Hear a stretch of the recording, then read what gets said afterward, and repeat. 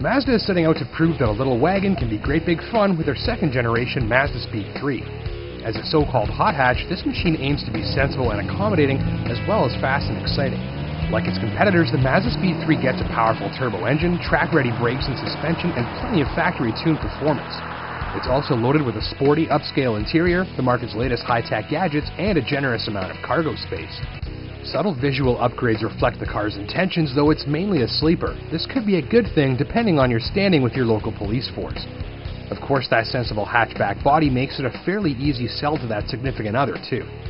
Mainly though, the Mazdaspeed3 is engineered to be an off-the-lot weapon for motorsports enthusiasts. So, like thousands of its owners, I took the car to the track for a Sunday afternoon of hot lapping at Mosport Park's driver development track.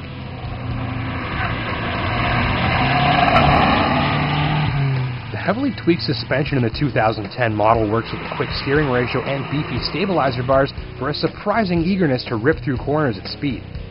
In the process, the body stays flat and composed, with movements that are entertaining but also predictable and unintimidating.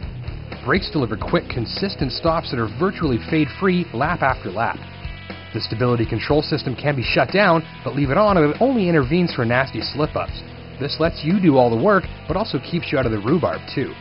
The 2.3-liter turbo engine doesn't mind revving, and the intercooled turbocharger kicks in at any press of the throttle. Peak power is rated at 263 ponies, backed by 280 pound-feet of torque available from just off idle. The Speed3 will vaporize the front tires on command in some corner exit situations, but that's largely a byproduct of the huge pulling power available to cover the straights. Complaints: I wish the engine wasn't so quiet and boring sounding, and the 6-speed shifter may grind its teeth at you if you try to rush it. Also, given the Speed3's overpowered front-wheel drive setup, it's not a whole lot of fun to drive in the rain. Despite that Mazda set this Mazdaspeed3 up to be excellent on a racing circuit, it's actually surprising how well it handles day-to-day life, too.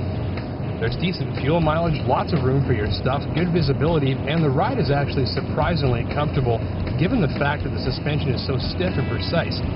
The car is also fairly discreet to look at, too, which means nobody really has to know that you're a wannabe weekend racer in disguise.